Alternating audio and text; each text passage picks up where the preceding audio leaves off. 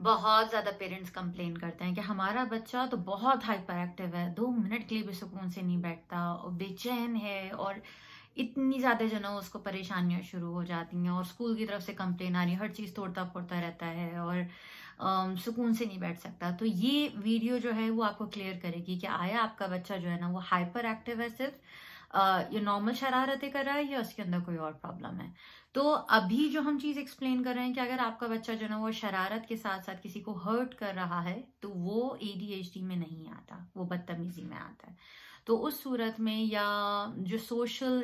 Interaction जो fail हो जाती है, जिसको हम सोशल कोटेंट कहते हैं, कि वो उसको पोस्ट पे पूरा नहीं उतर रहा, अगर आपका बच्चा दूसरों को नुकसान पहुंचा रहा है। अगर आपका बच्चा दूसरों को नुकसान नहीं पहुंचा रहा, चीजों को तोड़ फोड़ नहीं रहा, खराब नहीं कर रहा, लेकिन खाली उछल रहा है, कूद रहा है, बैठ नहीं रहा, कभी उल्टा होता है, कभी सीधा होता है, तो इस चीज को जो है ना वो हम 3 चीजों में डिवाइड करते हैं। क्यों? क्योंकि ये चीज जो है वो एडीएचडी में हम शुमार कर सकते हैं। एडीएचडी जो है वो attention deficit hyper activity disorder,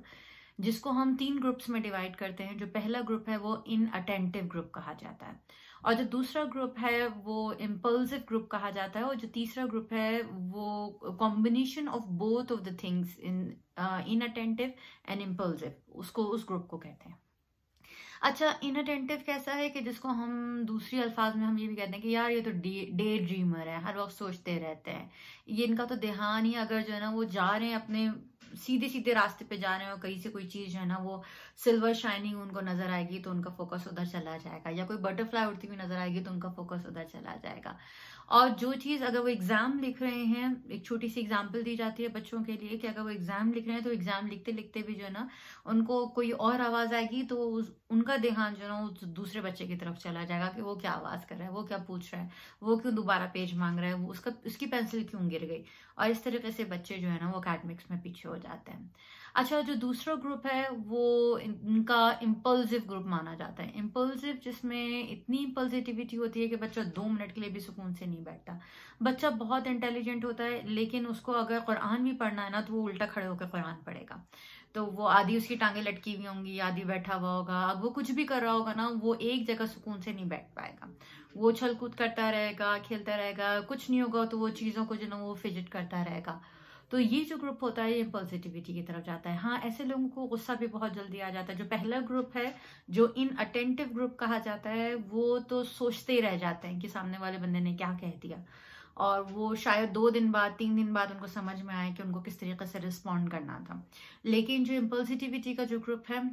ये सोचते ही नहीं है कि इनको रिस्पॉन्ड क्या करना था, और ये उससे पहले रिस्पॉन्ड कर जाते हैं। तो लेकिन इसमें भी इनअटेंटिवनेस भी मौजूद होती है, इसमें डिस्ट्रैक्शन बहुत ज्यादा मौजूद होती है, और इम्पल्सिटिविटी साथ साथ मौजूद होती है। तो अगर इन लोगों को मैं अगर एक के बजाय मैं कहूँ मल्टीपल इंस्ट्रक्शन दे दूं कि तुम्हें पहले ये करना है, फिर ये करना है, फिर ये करना है, फिर ये करना है, तो ये लोग नहीं कर पाएंगे। अच्छा, जो तीसरा ग्रुप है एडीएचडी का, जिसको हम कंबाइंड ग्रुप कहते हैं, कि जिसमें इम्पल्सिटिविटी और इनएक्टिवनेस दोनों चीजें एक साथ आती हैं, तो इस ग्रुप में क्या होता है कि वो कभी जो है वो डे ड्रीमर बन जाते हैं, सोच में पड़ जाते हैं, और कभी जो है ना वो इतने ज्यादा हाइपर हो जाते हैं कि आपके लिए हैंडल करना बहुत मुश्किल हो जाता है। अच्छा, जो ये ग्रुप है इसके बहुत सारे सिम्टम्स आपको नजर आएंगे। बहुत इमोशनली बहुत वीक होते हैं, बहुत इमोशनल वुंड्स इनके अंदर बहुत ज्यादा होते हैं, बहुत इजीली रो जाते हैं। सो अगर एक बच्चा, एक लड़का अगर एक महीने में 1.3 टाइम्स उसको रोना चाहिए, तो ये 1.3 को टाइम्स बाय 10 कर दूं तो वो 10 दफा बच्चा जो ना वो महीने में रोएगा। या वो मुस्तकिल जो ना वो मंचिंग करते रहेंगे, कुछ ना कुछ खाते रहेंगे, ये खा लिया, वो खा लिया, वो खा लिया, वो खा लिया, उनको मुंह चलाने के लिए हर वक्त कुछ ना कुछ चाहिए। या फिर अगर उनको कहा जाए कि जी यहाँ पे बैठ के तुम्हें ये पढ़ाई करनी है, जब तक 10 दफा नहीं कहा जाएगा वो काम नहीं करेंगे। तो उनको बार बार रिमाइंड कराना पड़ेगा कि आप ये करो, अब आपने ये करना है, तो अब आपका नेक्स्ट स्टेप ये है। तो मल्टीपल जो इंस्ट्रक्शंस होते हैं उसको फॉलो करने में ये लोग फेल होते हैं। थैंकफुली हमारे पास इस तरह के बहुत सारे ऐप इस वक्त मौजूद हैं जो एडीएचडी को जो ना वो केटर कर रहे हैं, उसको हेल्प कर रहे हैं। और जो बच्चों की के साथ साथ जो बड़ों के एडीएचडी हैं उनके जो चोर्स होते हैं, हाउस चोर्स, उसको भी जो है ना वो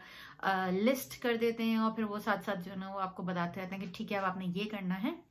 ये आपने कर लिया तो आपने टिक लगा दिया। फिर दूसरा काम आपने करना है और उसके लिए अलार्म लग जाता है फौरी तौर पे, और वो आपका अलार्म, अगर आपने वो काम नहीं किया होता तो उसमें वो बार बार बोलता रहता है। इस तरह के आपको बहुत सारे लोग लगेंगे कि जो उठते बहुत सुबह हैं, जल्दी हैं, तैयार भी सबसे पहले होते हैं, लेकिन जब घर से निकलने का टाइम आता है they were the last one to leave the house.